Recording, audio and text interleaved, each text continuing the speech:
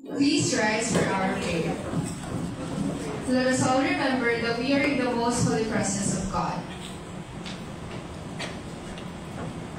In the name of the Father, and of the Son, and of the Holy Spirit. Amen. Dear Heavenly Father, as we gather here today for this forum on world religions, joined as one community from blocks Humes A, F, and G, we come before you to fulfill our common purpose of sharing knowledge, learning, and understanding the diversity of beliefs and values that shape our world. As we join together for this activity, we ask you to lay your hands upon our hearts and minds for guidance so we may approach each topic with eagerness, respect, understanding, and our faith. In this we pray, our Lasallian prayer. I will continue, O my God, to do all my actions for the love of you. Saint John Baptist de La Salle, with Jesus in our hearts.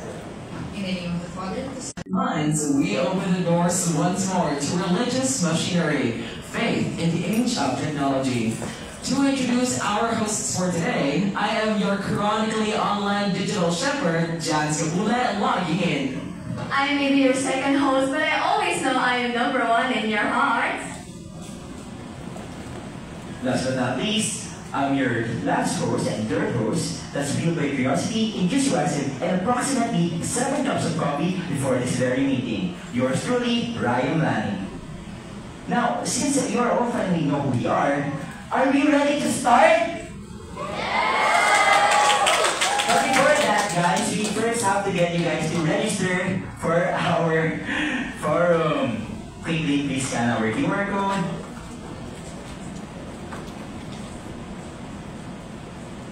Here, don't judge, swear. Alright. Thank you guys, and Ayun mo, at least honest. Meron nga ako nakita nung yung practice ng faith everyday nag-raise ng hand. Tapos yung hindi masyado nag-raise ulit siya ng hand. Napakagaling naman. Actually, totoo naman, sometimes we forget our faith because minsan busy talaga tayo. Alam kong busy kayo lahat kasi it's our finals week. And laging nagpo-phone. Nako, kitang-kita ko kayo lahat. Exactly. And that's why perfect talaga yung topic natin for today as we want to know how can we maintain our faith in today's modern life. Ayan, tama. That's why our forum today is super timely kasi sa life talaga natin now, lalo na may technology, social media, si faith na talaga yung umaalis mismo sa buhay natin eh. Kaya today we'll explore how technology can weaken or strengthen our spiritual beliefs. Naku, true the fire ka dyan, Nicole. Kaya sige nga, warm up na muna tayo para alam natin sino talaga dito ang alert, awake, alive, enthusiastic. Kaya starting with our very own Lasallians, let's start with something familiar to everyone. Ito, sige. Testing muna tayo. Live Jesus in our hearts. Forever. Isa. Live Jesus in our hearts. Forever. Yeah. Galing. See, we all responded with the same word. Forever. Ibig sabihin, we all share the same belief, and that's what brings us together as one Lasallian community. You know, kahit sa Lasallian prayer pa lang, consider na nating Lasallian ang isang student ba, na hindi naman isasagot sa Live Jesus in our hearts. Ikaw ba, Nicole? Kapag sinabi ko bang amen yun, maniniwala ka bang Lasallian ako? Ikaw, isipin mo, pag tinanong mo ako, Live Jesus in our hearts. nasagot ko, truly or amen? Ay, maniniwala ka, Lasallian ako? Parang feeling ko sa Espanya ka eh. Hindi sa left eh. Di ba natin name? Ako eh. Well, ayan mo, feel ko nga hindi na talaga kasi syempre kung sasabihin natin yan sa kanila, parang tapos yung sagot natin, amen. Diba? Kayo ba guys, maniniwala ba kayo? Live Jesus in our hearts? Ay, iba sila. Maniniwala. Isa pa. Live Jesus in our hearts? Parang kailangan ka ng energy, guys. Ano na? Jesus? Ay, hindi nagsalita. Tinawas tayo. Isa pa. Live Jesus in our heart? Forever. Ayan, very good mga grade 1. Lasallian na sila. Okay, no. PBH, kahit iba-iba tayo ng relihiyon, pananampalataya, o paniniwala, every one of us has one goal, ang maging at gumawa ng mabuti. So samahan niyo kami today as we explore just that. Yan, pero alam nyo, what really makes this course special is its framework. Sinusunod nito ang idea ni Benjamin Petro Marcos tungkol sa tinatawag na 3 Bs sa pagbuo ng religious identity: beliefs, behaviors, and belonging. Tama ka dyan, Chance. Yung 3 Bs na to, ito yung nag-explain kung paano nabubuo yung faith ng isang tao and kung paano nila ito sinasabuhay. Guys, maging proud kayo sa akin kasi alam ko yung isa dyan yung beliefs eh. Ito yung set of beliefs tungkol sa buhay, sa Miss Universe, hindi, sa universe, and yung mga bagay na hindi pa natin nakikita o nauunawaan ba. Ay, yung next ba na Mirai, ano mo ba yun? Wow, nakuha ko na rin yung mic. Joke lang. Pero syempre, of course guys, I know our next B. And that is behavior. Ito yung tungkol sa mga ginagawa ng tao, kasama na rin yung mga practices, rituals, and other traditions na nagbibigay buhay sa ating mga buhay. Yan, and the capital of, syempre yung panghuli, belonging. You know guys, ito talaga yung pinaka-importante. Kasi dito pumapasok kung paano nakakabit ang religion sa pagkakalanlan ng isang tao. Sa pamilya, kultura, kasarian, o kahit sa komunidad. Parang paalala lang na ang pananampalataya hindi lang personal, kundi social din. At alam ko rin, minsan napapaisip tayo, wait, baka ma-offend ang ating mga profs sa world religions, pero minsan napapaisip talaga tayo, why do we need to study all these religions in one subject? That's a very valid and excellent question, Nicole. Kasabi nga ni Ninian Smart, isa sa mga pioneer ng civil religious studies, ang pag-aaral ng iba't ibang reliyon ay tumutulong sa atin na maintindihan ng kahulugan, halaga at pananaw sa buhay ng mga tao. Yan, tama ka na naman, Rai. In short, kapag pinag-aralan natin ang iba't ibang pananampalataya, natututo rin tayo tungkol sa sarili natin, kung paano tayo mag-isip, makipag-ugnayan sa iba, at maghanap ng kahulugan sa buhay. At hindi lang yun, there's more. Siyempre, yung relihiyon, nakakatulong din ito para mas maintindihan natin yung mga issue ngayon. Kung baga, nagbibigay siya ng larawan para mas maintindihan natin yung nakaraan, yung kasalukuyan, at nagbibigay ito ng direksyon para sa kinabukasan. Kaya nga, sobrang encompassing talaga ng course natin. Since it teaches us paano mamuhay ng may respeto, pagtanggap, at kapayapaan sa kabila ng iba't ibang paniniwala at pinanggagalingan. Kaya sa IWRBS, natututunan natin kahit iba-iba tayo ng pananampalataya, may isa pa rin tayong layunin. At yun ay ang paghahanap ng kabutihan, katotohanan, at pagkakaisa. Agree ba kayo doon? Yeah! Jesus in our hearts? I am active! Pero before anything else, of course, we need to formally welcome everyone to this event. With that, let us call on Dos Cabrera to deliver his opening remarks so we can finally commence our forum as we embark on a very Buluhan! Macau? Ay, parang may narinig ako kanina actually. Parang may free matcha drinks now later from Macau. Tama ba yun? Bes, ang kagaling, be. Over na tayo sa galang-galang. Over na sa pag-iipan ng gutom. What we meant to say is that in this discourse, we will further understand kung paano ba nag-evolve yung beliefs ng isang tao into modernity. Tama na ang M&M ng inyong host. Let me please introduce Dos Cabrera, the class president of Hume Sub A.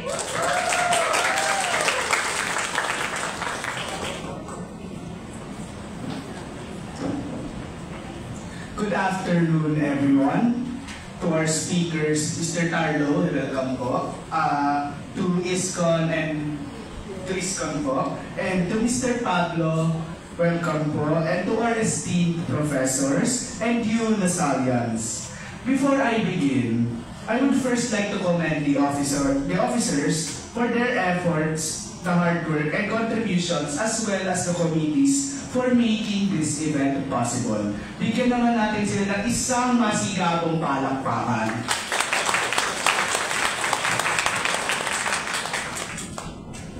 I remember this clause from our prayer in my old school.